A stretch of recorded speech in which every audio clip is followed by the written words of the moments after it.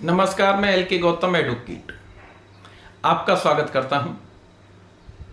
हमारे देश में नया दंड विधान लागू होने जा रहा है। इस विधान की धारा 1 क्या कहती है, ये मैं आपके सामने रख रहा हूं। नई दंड संहिता का क्या नाम है? धारा 1 उपधारा 1 भारतीय न्याय संहिता 2023 इसका नाम है। नई दंड संहिता कब से लागू होगी? उपधारा 2 के अनुसार भारत सरकार द्वारा नोटिफिकेशन कर दिया गया है। भारतीय न्याय संहिता 2023 1 जुलाई 2024 के रात 12 बजे से भारत में लागू होगी। भारत के भीतर व्यक्ति कब दंडित होगा? उपधारा 3 ये कहती है, कोई व्यक्ति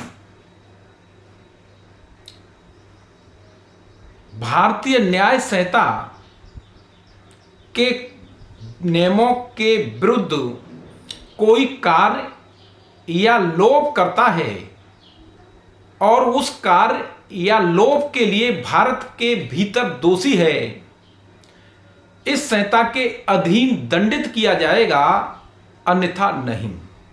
यानी अक्सर करके आप लोग अदालतों में ये कहते हैं ऑफेंस बनता नहीं है, मेड आउट नहीं होता है, अन्य तरह से आप रखते हैं।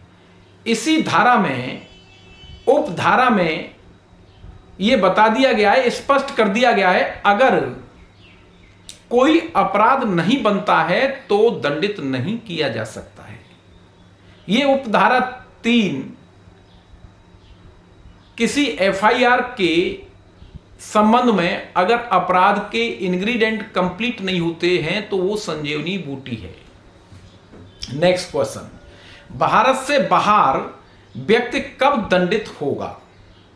उपधारा 4 ये कहती है, कोई व्यक्ति भारत से बाहर कोई अपराध करता है और भारत में उस समय लागू विधि के अनुसार वो विचारण का पात्र है, तब ऐसे अपराध के लिए जो भारत से बाहर किया गया है उस व्यक्ति को दंडित किया जा सकता है। और ऐसे अपराध के संबंध में ऐसे बर्ताव किया जाएगा, यानी माना जाएगा कि वो अपराध उस व्यक्ति ने भारत के भीतर किया है।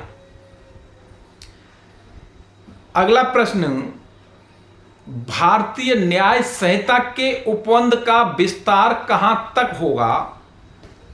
उपधारा 5 इस संबंध में प्रावधान करती है कि संहिता के उपबंध भारत से बाहर किसी स्थान में भारत के नागरिक द्वारा किए गए किसी कार्य के लिए भारत में रजिस्टर्ड किसी विमान या पोत पर किसी भी व्यक्ति द्वारा कोई अपराध किए जाने के संबंध में, यानी इंडिया में कोई वायुयान रजिस्टर्ड है और वो किसी भी दुनिया के कोने में स्थान पर है और उस वायुयान में कोई अपराध किया जाता है, तब भारत में उस मुकदमा के संबंध में कार्रवाई की जा सकती है। यानी वो भारत की भूमि माना जाएगा वो विमान, और उस पर भारतीय न्याय संहिता का विस्तार है। भारत में लोकेटेड कोई कंप्यूटर जो कार्य कर रहा है या कोई दुनिया के कहीं किसी कोने में उसके माध्यम से कार्य हो रहा है और भारत में ऐसा कंप्यूटर स्थापित है, तो उसके संबंध में दुनिया के कोने में बैठे किसी भी व्यक्ति द्वारा कोई अपराध किया जाता है कंट्रोल किया जाता है या अन्य तरीके से कोई अपराध किया जाता है, तब इस तरीके से ऐसे व्यक्तियों द्वारा किए गए अपराध पर इस संहिता का विस्तार है और वो कहीं किसी भी जगह हो सकता है। बीएनएस के उपबंध दूसरे अधिनियम को प्रभावित करेंगे। इस संबंध में उपधारा 6 ये प्रावधान करती है कि भारतीय न्याय संहिता सामान्य रूप से सामान्य उपबंधों के संबंध में, सामान्य कार्यों के संबंध में तैयार की गई है और ये किसी विशेष या स्थानीय एक्ट पर लागू नहीं होगी, न किसी एक्ट को प्रभावित करेगी।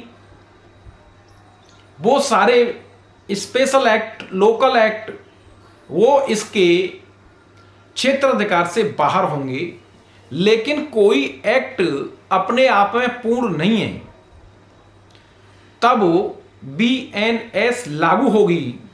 और इस संबंध में अगर किसी तरह उसको, उसका आशय, किसी एक्ट का आशय इसके प्रावधानों को रोकने का नहीं है तो लागू होंगे।